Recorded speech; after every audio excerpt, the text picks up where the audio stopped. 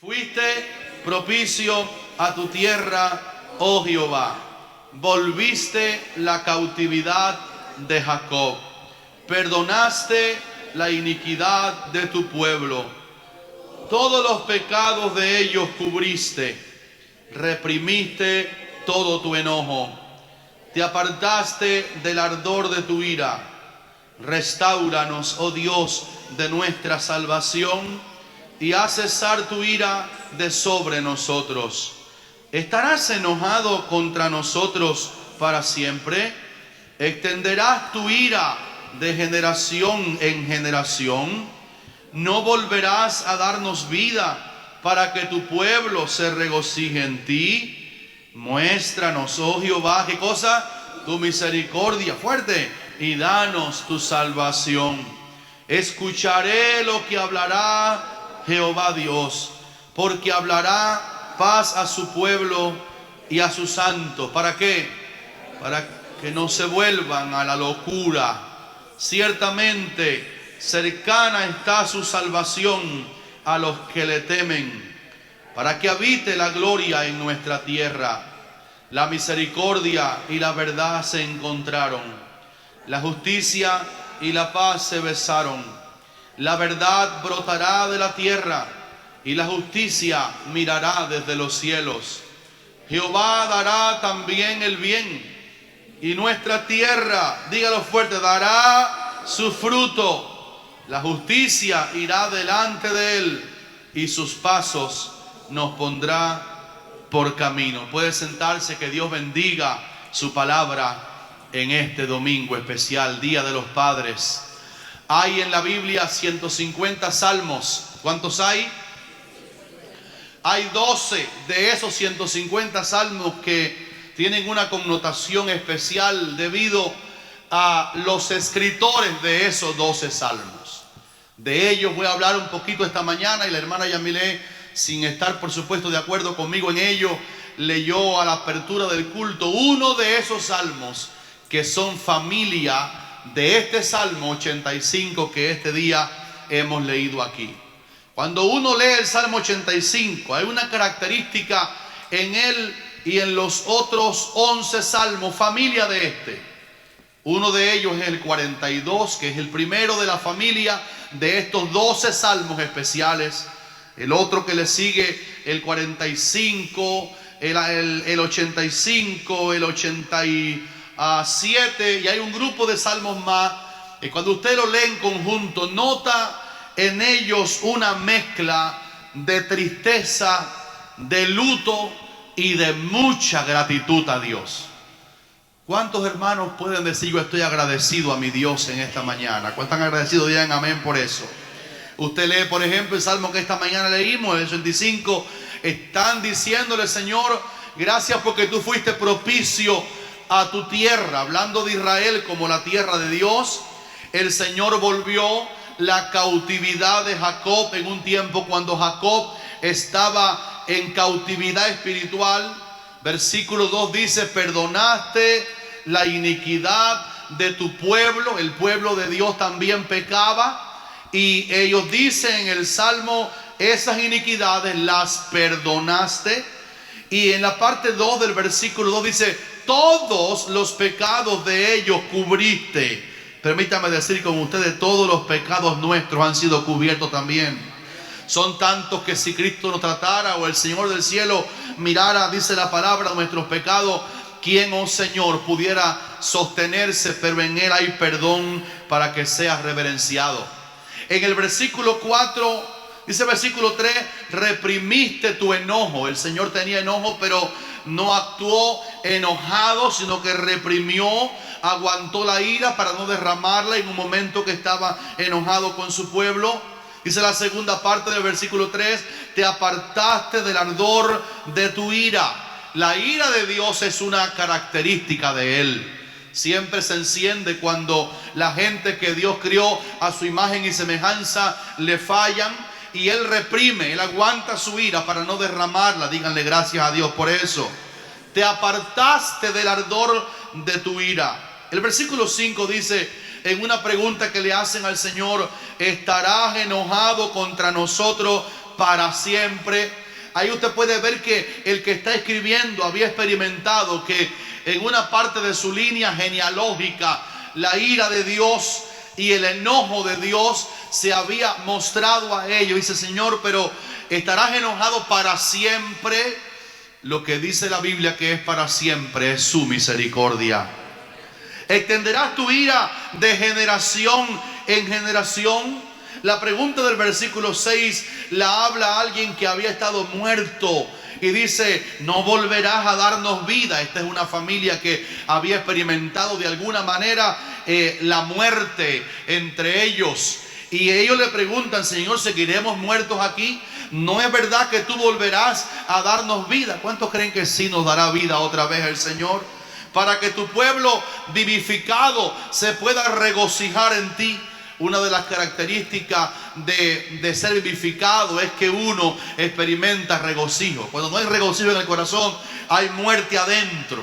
Por eso los redimidos se alegran en su Rey y cantan al Señor con alegría. Dice el versículo 7: muéstranos, oh Jehová, tu misericordia y danos tu salvación. Lo está escribiendo alguien que sabe que no merece nada del Señor, pero le está pidiendo al Señor que Él muestre su misericordia. Dígale conmigo: muéstrame tu misericordia a mí también. Dice el versículo 8 en la parte B: porque hablará Dios paz a su pueblo y a sus santos. Tienen como un pánico de que Dios hable una palabra airada. Dice: pero el Señor, en vez de hablarnos muerte y enojo, dice, Él hablará paz a su pueblo y a sus santos.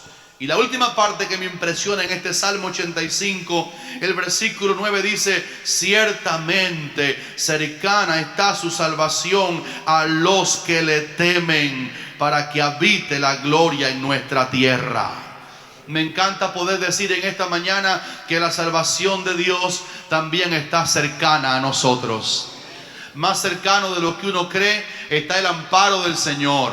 Cuando el enemigo ruge y hay temores de que el enemigo va a apresar, usted puede decir las palabras del Salmo 85: cercana está la salvación del Señor a nosotros. Cuando el salmo va a terminar, este salmo que uno de los salmos preciosos de esta familia de 12 salmos, en el versículo 12 estos autores dijeron: Jehová dará también el bien y nuestra tierra dará su fruto. Por esa promesa podemos hablarle a todos los que estamos sembrando y decir: nuestra tierra dará el fruto. Y termina el salmo diciendo: la justicia irá delante de él y sus pasos nos pondrá por camino. Este salmo es familia de un grupo de salmos que, cuando estaba mirando a qué familia de estos 12 salmos pertenece, me quedé admirado cómo los salmistas señalaron el enojo que había en Dios con la misericordia que el Señor tuvo por ellos. Esta es una familia que estaba enlutada. Había un problema paternal de luto, y por eso en el Salmo 42, que es familia del 85, el autor, que es el mismo del 85, dice: porque andaré yo enlutado por la opresión del enemigo. Ellos están cantando. Y el Salmo 42 es un salmo llamado masquil. Y el masquil en la Biblia significa palabra de sabios o consejería de sabios. Ellos están cantando algo que la gente debía aprender, que al leer el Salmo 42, familia del 85, debían tomarlo como entendimiento de Dios. Pero están enlutados. Ha pasado algo de muerte en su familia que les hace decir: ¿por qué andaré yo enlutado? El escritor estaba enlutado. En el Salmo 44, que es también familia del mismo escritor, el salmista hace eco de Dios que los puso a ellos y a sus familiares por proverbio entre las naciones. Dice que ellos, como escritores, cuando la gente lo veía, meneaban la cabeza. Salmo 44:15 dice el escritor: cada día mi vergüenza está delante de mí. ¿Qué les habrá pasado a los escritores de esta familia de 12 salmos? y la confusión de mi rostro me cubre. Alguien que tiene pena salir a la calle con su rostro descubierto porque el semblante de ellos es recordado por otros, y dice que hay confusión en el rostro de ellos mientras cantaban el Salmo también 44. Curiosamente, en el salmo que la hermana Yamilé leyó esta mañana en la apertura, este Salmo 46 dice el título que fue escrito sobre Alamot, y la palabra Alamot significa voces de sopranos. Es una verdad tan grande que aparecerá en el Salmo 46, que los escritores del Salmo 46 se pusieron de acuerdo para que la escritura que hacían del Salmo 46 la entonaran sopranos hebreos. Se le diera un sonido especial de acuerdo a la verdad tan grande que ese salmo tenía. Y ese es el salmo que la hermana leyó. Dios es nuestro amparo. Dígalo conmigo fuerte: Dios es nuestro amparo y fortaleza. ¿Y qué más dice? Y nuestro pronto auxilio. Así que está diciendo que el escritor tuvo que buscar un lugar de escondite una vez porque le pasó algo que le hacía falta que Dios lo escondiera. Dice: pero Dios es mi amparo y mi fortaleza, que ahí no es fuerza física, sino fortaleza, un lugar de roca donde esconderse. ¿Qué le habrá pasado a los escritores de esta familia de 12 salmos que ligan en sus palabras el luto, la confusión de rostro, el dolor y la angustia, y han llamado a sopranos para cantar en voz afinada: Dios es nuestro amparo y fortaleza? Grite aleluya por eso. El Salmo 49, que es otra familia de los mismos autores del Salmo que leímos esta mañana. El Salmo 49 en los versículos 14 dice: como a rebaños que son conducidos al Seol, la muerte los pastoreará.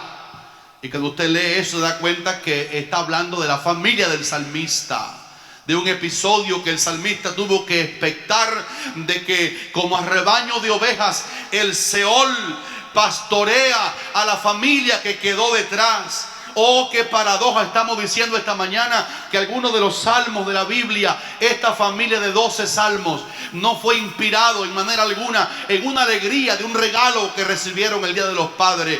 Fueron salmos inspirados en el luto.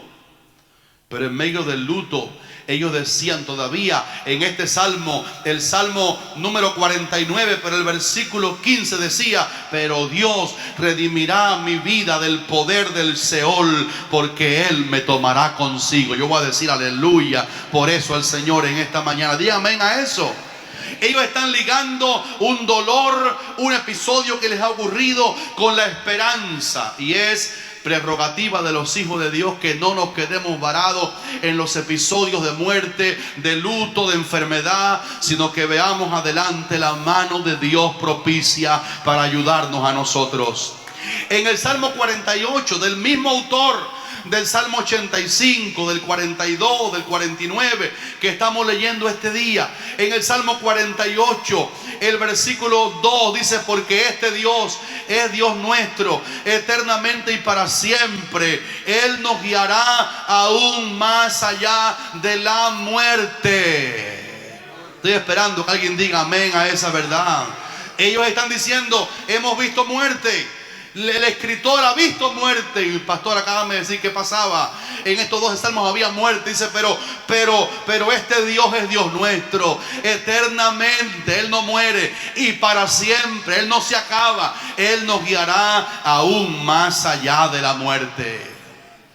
En el Salmo 84, que es uno de los últimos salmos de la familia de estos 12 salmos sobre los mismos escritores, en el Salmo 84 y versículo 6, otra vez se hace mención de luto, de lágrima y de triunfo. Atravesando el valle, todo el mundo aquí lo puede decir en alta voz: atravesando el valle de lágrimas, lo cambian en fuente cuando la lluvia llena los estanques. Y este salmo también dice al final: escogería yo antes estar a la puerta de la casa de mi Dios que habitar en las moradas de maldad. Había una morada que ellos conocieron una vez, que se llamó la morada de maldad, donde los maldadosos se albergaban. Y dice: pero yo escogería estar a la puerta mejor de la casa de mi Dios que habitar en las moradas de maldad. Todavía casi en el último salmo que ellos escriben, de los 12 salmos de los mismos escritores, en el Salmo 85 que esta mañana leímos, ellos dicen: tú fuiste propicio a tu tierra, oh Jehová, volviste la cautividad de Jacob. ¿Por qué estaban cautivos? Porque dice después: oh, tú todas sus iniquidades las perdonaste, todos los pecados de ellos cubriste, y ibas a derramar tu ira, pero reprimiste tu enojo y tu ira para siempre. El salmista había conocido que algo de pecado se había cometido en su familia, que había traído prisión espiritual. Una de las cosas inevitables del pecado es que el pecado ata. Lo dijo Cristo: el que hace pecado, esclavo es del pecado, pero si el Hijo les liberta, serán verdaderamente libres. Déjeme decirle, antes de desatar el meollo de por qué estos 12 salmos hablan de muerte, de luto, de pecado perdonado, de Dios reprimiendo su enojo para no derramar su ira. ¿Dónde está el origen de lo que motivó a estos escritores del Salmo 85 y de todos los que mencioné escribir palabras tan tremendas como ellas? En Génesis capítulo 15 hay un hombre relacionado con todo lo que estamos aquí. Se llamó el padre de la fe. Su nombre es ¿cuál? Abraham. Diga conmigo: Abraham, el padre de la fe. Y a este hombre llamado Abraham le había pasado algo terrible. En el capítulo 14 de Génesis, él había tenido que enfrentar la batalla de unos reyes que vinieron a Sodoma y se habían llevado cautivo a su sobrino. ¿Se acuerdan? Al sobrino Lot, que se había ido mudando las tiendas hasta Sodoma. Y Abraham había tomado unos criados en su casa allí y los había llevado a la guerra. Y la mano del Señor vino con Abraham a la guerra y rescató a la familia de Lot y a Lot y a las riquezas que los enemigos en la invasión le habían llevado al sobrino. Y el capítulo 15, después que Abraham gana esa batalla y rescata a Lot y a la familia, y Abraham viene contento porque trae botín de guerra, porque el Señor le dio botín de guerra. Se encuentra con Melquisedec, rey de Salem. Ustedes saben que ese Melquisedec, en mi concepto bíblico, está claro que no era otro que una representación de Cristo mismo. Sin padre, sin genealogía, no tiene principio de días ni fin de vida, sino hecho semejante al Hijo del Hombre. Y ese hombre saca pan y vino. Melquisedec, ese personaje, saca pan y vino, idéntico a Cristo, y le da a Abraham pan y vino, y Abraham da los diezmos de todo a Melquisedec. Hay un encuentro maravilloso entre el triunfador Abraham y Melquisedec, el Cristo preencarnado del Antiguo Testamento. Pero Abraham tiene un miedo, y es que otra vez los invasores pudieran venir a tomarlo a él, a Sarai, a sus criados. Aún no había hijos en el camino, pero hasta ahí, pero tiene pánico de que otra invasión venga. Y el contexto de por qué el capítulo 15 de Génesis, Dios comienza diciéndole a Abraham, después de estas cosas, vino a él palabra de Jehová y le dijo: Abraham, no temas, Abraham, yo soy tu escudo y tu galardón será sobremanera grande. Y en Génesis capítulo 15 hay un episodio que es uno de los más grandes de la vida de Abraham. Y he orado para que esta mañana el Señor nos revele qué pasó aquel día cuando Abraham es llamado por Dios. Y no tengas miedo, Abraham, no tengas pánico a nada, yo soy tu escudo.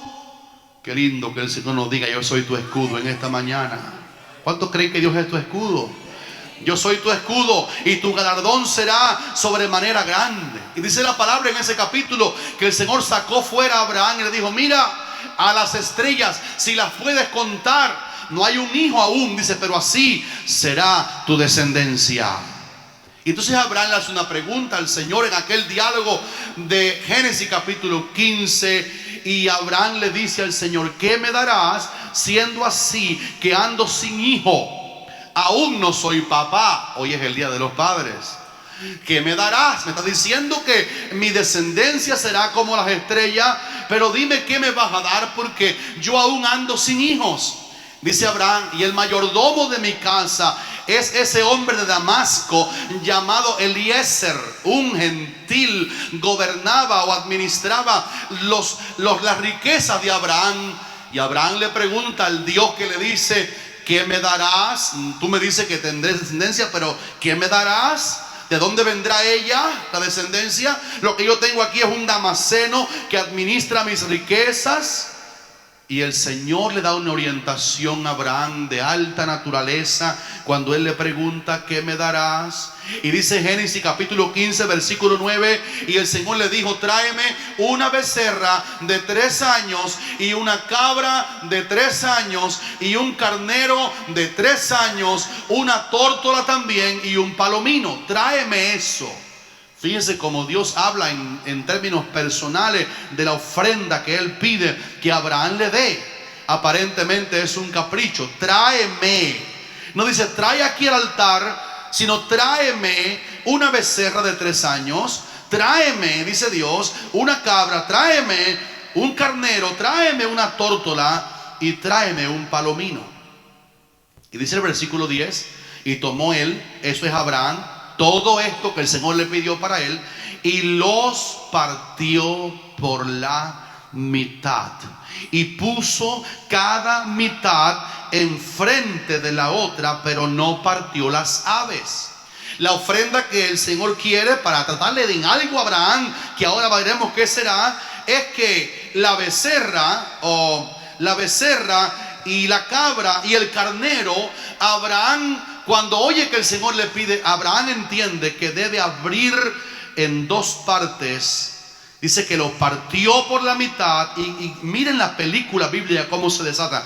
Y dice que Abraham, cuando mata aquellas 3 cosas, aparte de las aves, puso cada mitad una enfrente de la otra. El por qué Abraham hace eso es porque Abraham ha caminado con el Señor ya por unos años. Este no es Génesis capítulo 12 en que Dios llama a Abraham. Este es Génesis capítulo 15. Habían pasado unos cuantos años de un caminar con el Señor. La promesa de Génesis capítulo 12 aún no se ha cumplido.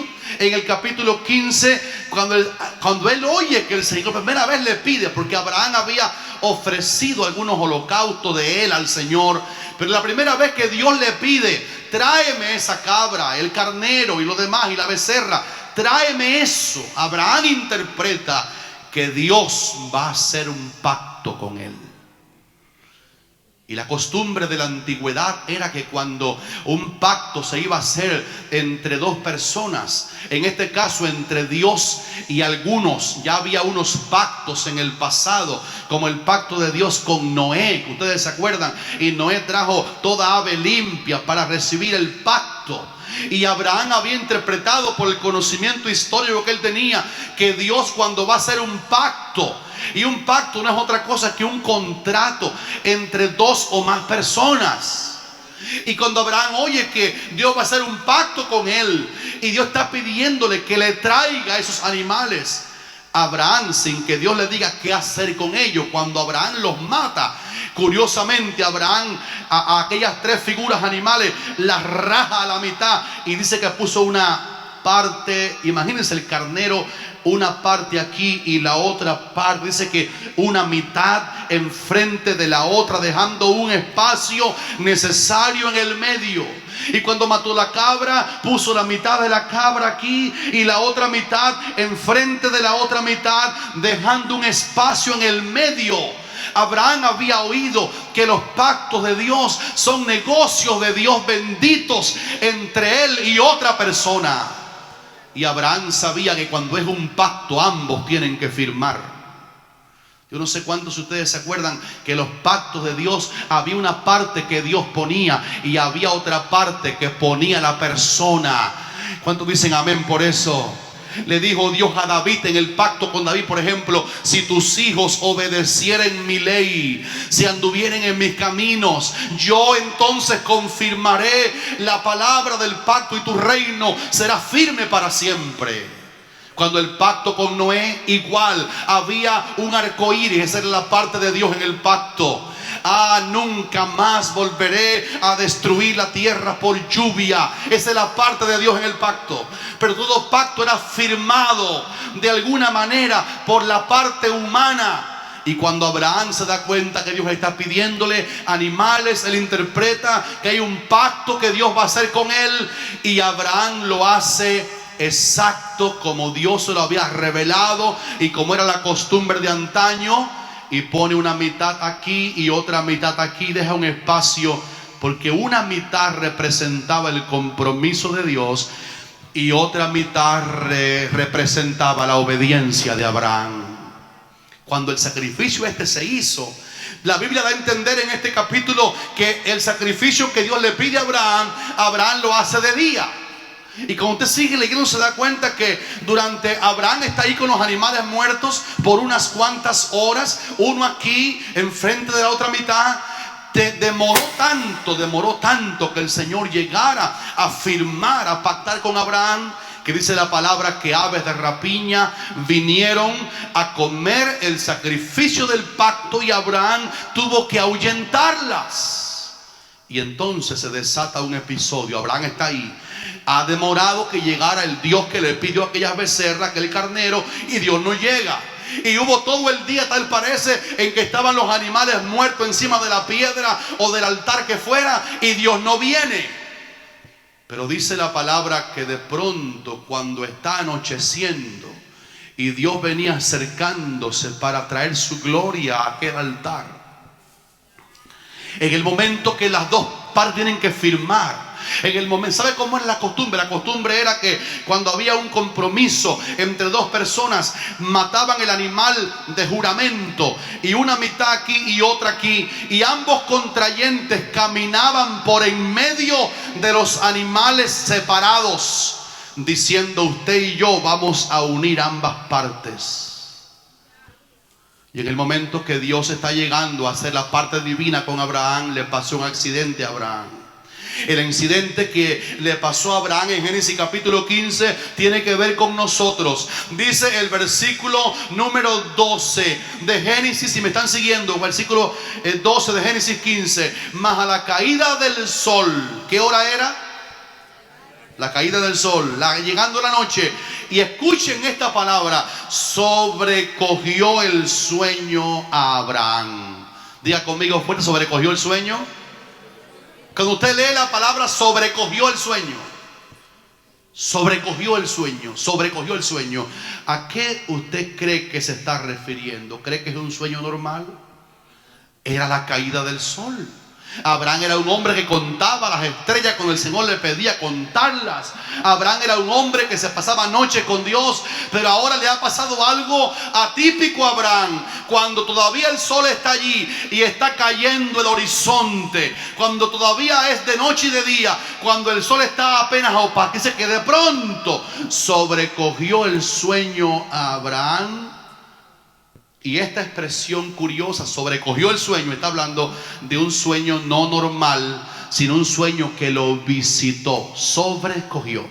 Cuando estaba comparando este pasaje con el momento en que el Señor le dio una esposa a Adán, yo no sé cuántos hermanos se acuerdan de cuando Adán estaba solo. Dijo Dios: no es bueno que el hombre esté, vamos, solo. Le haré, ¿qué cosa? Ayuda idónea para él. Y entonces Génesis usa el mismo verbo de acción que aquí usa Génesis capítulo 15. En Génesis capítulo 15, Abraham quiere firmar con Dios el contrato, caminar con Dios en el medio de los animales, como era la costumbre para hacer el pacto entre los dos.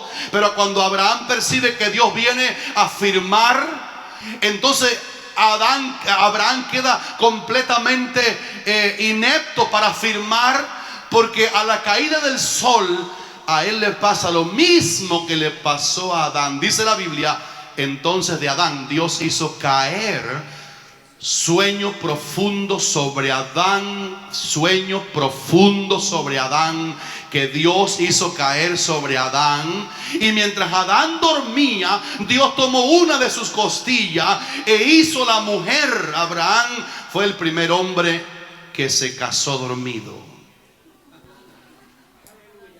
Adán, primer hombre que se casó dormido. Porque Dios había puesto un sueño profundo en Adán y dormido le fabricó a la esposa, y cuando despierta se encontró que estaba casado. El mismo verbo que se usa en Génesis, creo capítulo 2, para hablar del sueño que Dios trajo sobre Adán, es el mismo verbo que se usa aquí para decir de pronto, cuando el pacto entre Dios y Abraham va a ser firmado por las dos partes, a tal modo que Abraham interpreta que tiene que poner las mitades, una allá y otra acá, para que ambos pasen por en medio y firmen. Abraham no pudo firmar el pacto porque a él le fue enviado un sueño extraño que lo dejó dormido. Y dice que fue como le ocurrió, dice, como un temor de una grande oscuridad. Al ponerse el sol no hay una grande oscuridad. Está hablando de la tiniebla que Abraham vio por el sueño que le fue enviado. Usted dirá, pastor, dígame, ¿qué tiene que ver eso con la historia? El asunto es que Dios necesitaba. ¿Cuántos hermanos saben que Abraham es el padre de la fe de todos nosotros? Tan así que dice la palabra del Señor que tenemos que seguir las pisadas de la fe que tuvo nuestro padre Abraham. Capte ahora la idea. Lo que le va a pasar a Abraham aquí estaba vinculado con la manera como tú y yo somos salvos. Ahora desató el nudo. Y cuando Abraham está dormido por el sueño que le sobrecogió, fue sobre él un sueño. Ese sueño vino, el temor de una grande oscuridad, dice, vino sobre él o cayó sobre él. Y dormido, el Señor le dice en el versículo 13, ten por cierto que tu descendencia morará en tierra ajena y será esclava y será oprimida 400 años. Hay mucha gente en la Biblia a quien Dios le habló dormido.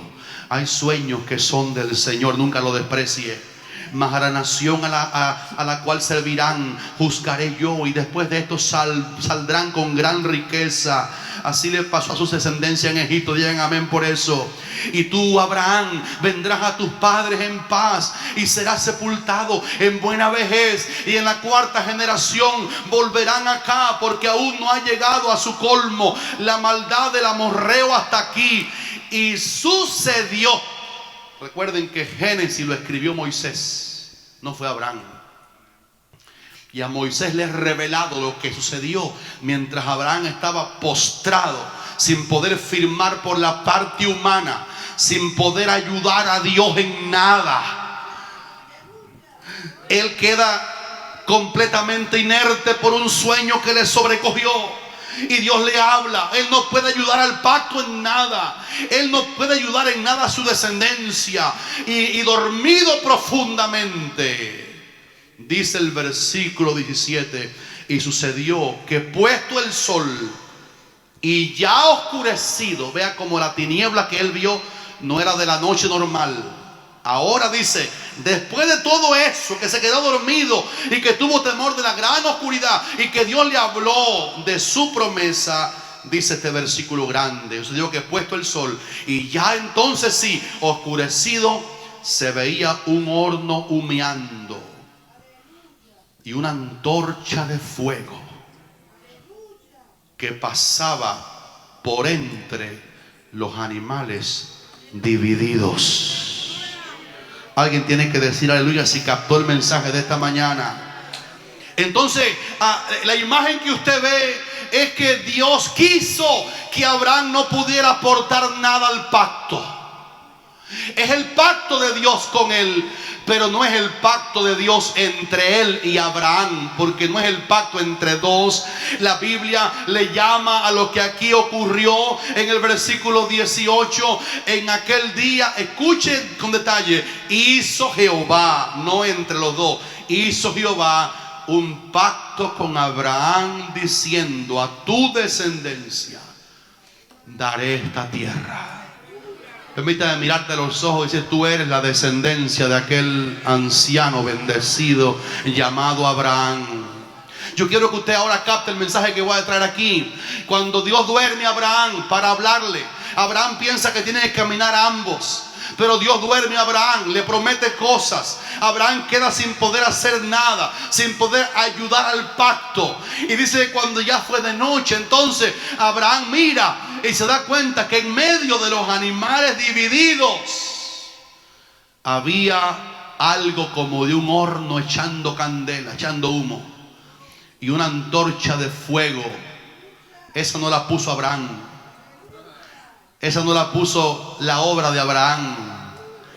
Esa no la puso el buen comportarse de Abraham. Alábale si puede en este día. Hay que firmar el pacto. Ambos tienen que caminar, pero el hombre se durmió. Y como el hombre se durmió, Dios tiró su antorcha y dijo: el hombre no me puede ayudar en este pacto, pero yo lo voy a hacer todo. Yo lo voy a hacer todo. Y de pronto Dios comienza a caminar con su antorcha. Dios es fuego consumidor. No de ira nada más, sino de la gloria que Él tiene. Y cuando la antorcha de Dios caminó un rato, dice, entonces Dios hizo un pacto con Abraham.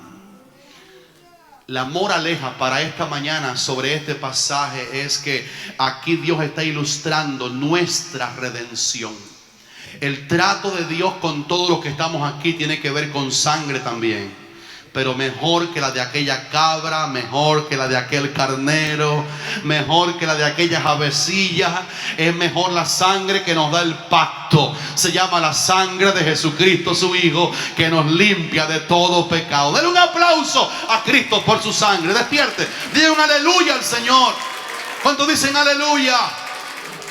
Ahora, nuestra salvación está retratada en este pasaje. ¿Sabe por qué? Porque en los tratos de Dios para salvarnos, nosotros no podemos ayudar a Dios en nada. Todo lo ha hecho Dios por nosotros. ¿Quién le grita aleluya al Señor? De tal manera amó Dios al mundo, que dio a su Hijo unigénito, para que todo aquel que en Él cree no se pierda, sino que tenga vida eterna. ¿Cuántos gritan amén por eso? Entonces, de esta manera, cuando uno ve la salvación, encuentra el por qué Dios está diciendo: voy a dormir a este hombre. Y lo voy a dormir, hermanita linda, espérame un momentico. Y lo duerme a tal manera que cuando lo duerme, Dios lo hace todo para salvar a Abraham. Alguien tiene que decir aleluya aquí esta mañana. Alguien tiene que decir aleluya a eso. ¿Sabes por qué tú eres salvo, hermano? Tú eres salvo porque Jesucristo lo hizo todo por todos nosotros. Es por eso que tú eres salvo. ¿Dicen amén a eso? La salvación es una gracia. Yo no puedo aportar nada. Yo no puedo trabajar en nada. Yo no puedo ayudar a Dios para que me salve. Él mandó al Cordero para darme salvación eterna. Ahora, graben esta imagen a donde voy acabando este mensaje. En el momento que este drama se hace, Abraham concibe en su fe que Dios le ha dicho verdad. Y la Biblia dice: y creyó Abraham a Dios y le fue contado por justicia. Y a partir de ese momento viene el trato de Dios, y Sara a los 90 años se embaraza. Y viene Isaac, el hijo de la promesa. Y viene Jacob, el nieto del hombre que no pudo ayudar a Dios, sino que él nada más dependió de Dios. Igual que Adán se despertó casado, cuando se despierta Abraham del sueño, ya Dios le había dicho que él tenía descendencia y que la descendencia sería extranjera en una tierra, pero que después saldrían con gran riqueza. Aleluya por eso. Y ahora, cuando el pacto ocurre con Cristo, es igual. Ahora Abraham tiene a Isaac, Isaac tiene a Jacob, y Jacob tiene 12 hijos. Y los 12 hijos de Jacob formaron los 12 pilares familiares de la gran nación que se llama Israel. Que Dios bendiga a Israel en la mañana de hoy. Había una tribu de aquellas 12 tribus, nietas de Abraham, el hombre que no ayudó a Dios, el hombre que nada más creyó a Dios, llamada la tribu de Leví. Esa tribu el Señor la apartó para el ministerio. Y de la tribu de Leví había una familia llamada los coatitas. Y de los coatitas, una familia que alumbraba el tabernáculo. De esa familia, el Señor llamó a la familia de Coré. Y la familia de Coré trabajaba en el tabernáculo. Eran los levitas del templo.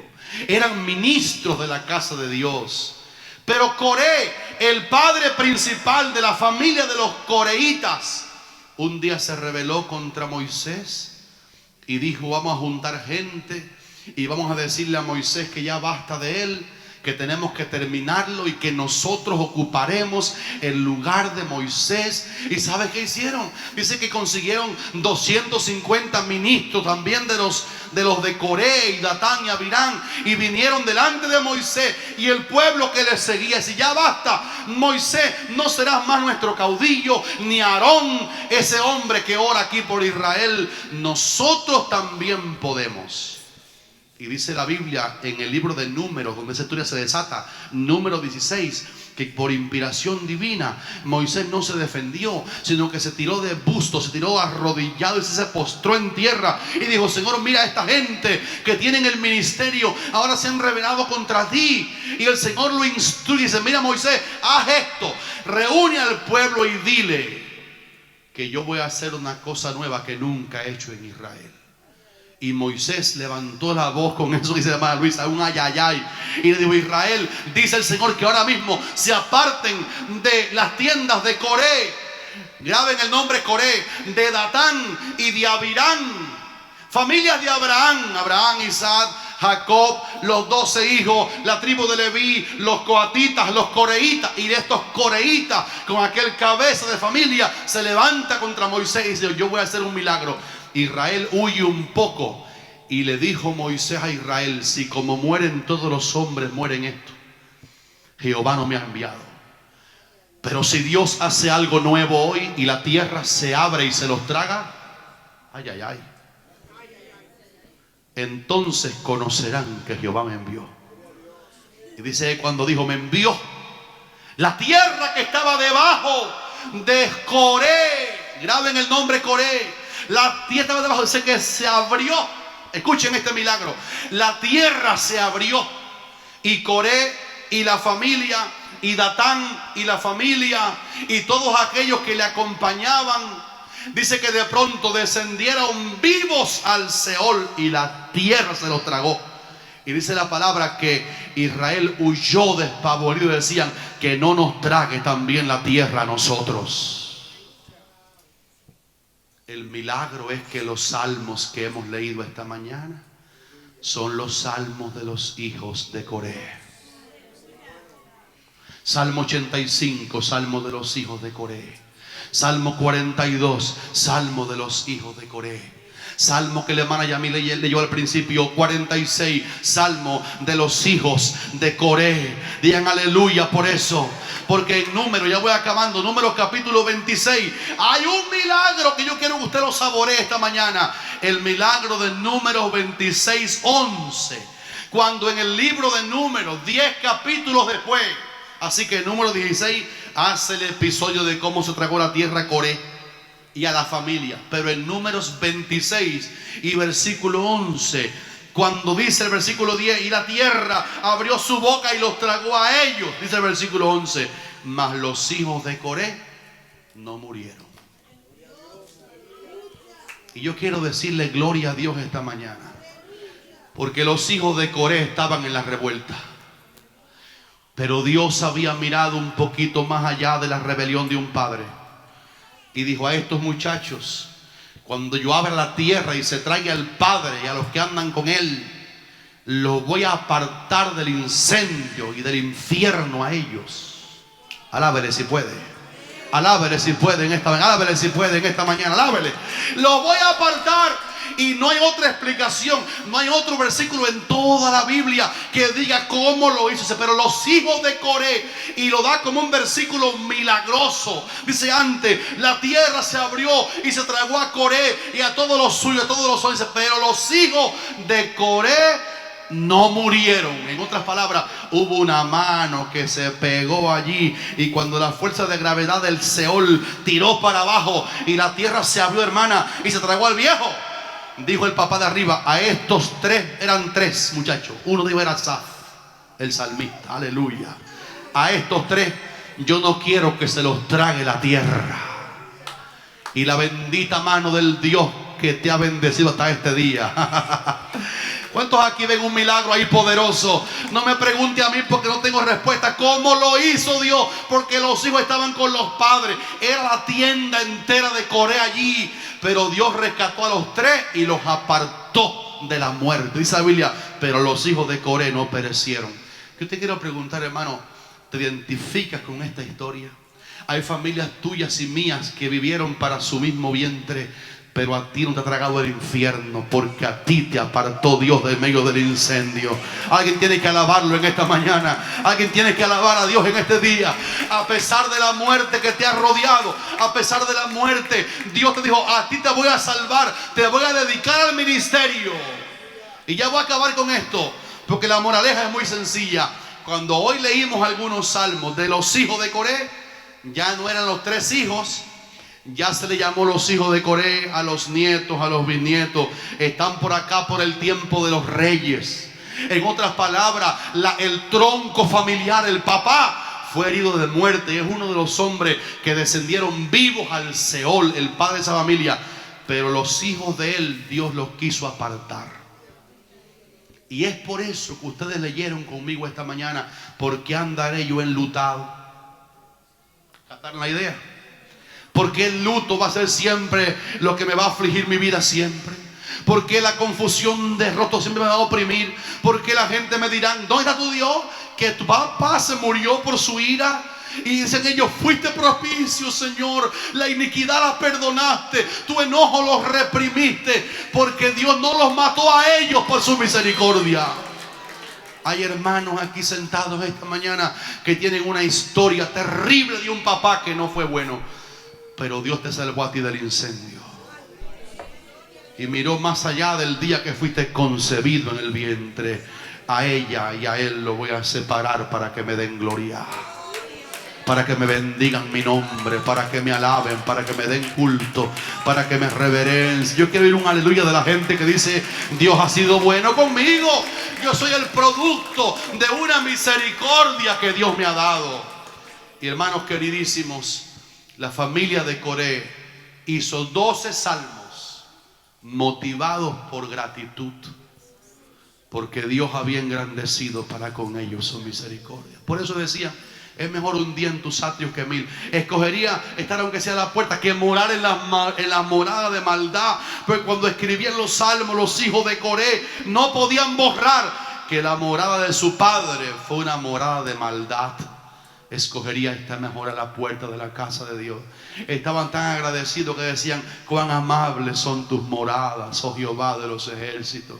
Tengo que decir, hermano, te veo agradecido porque estás aquí esta mañana. Yo creo que estás aquí porque estás agradecido de Dios. Yo creo que estás aquí porque tú sabes que el Señor ha tenido misericordia de ti. Y qué bueno que ahora en Cristo podemos revertir la historia. Dios está llamando padres que no sean como Coré, porque aunque fueran como Coré, Dios va a levantar descendencia para su gloria.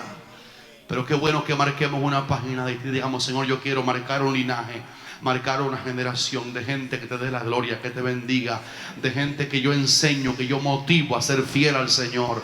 Ayúdame a marcar mi generación para la gloria de tu nombre.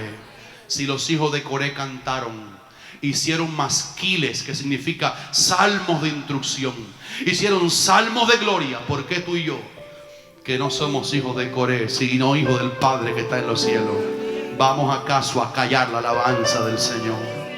Pueblos todos batan las manos, aclamen a Dios con voz de júbilo. Vamos, porque Él es el Rey de toda la tierra. Cantemos y regocijémonos, oh hija de Sión. Digamos aleluya, porque ha engrandecido. Póngase de pie conmigo, porque ha engrandecido para con nosotros su misericordia.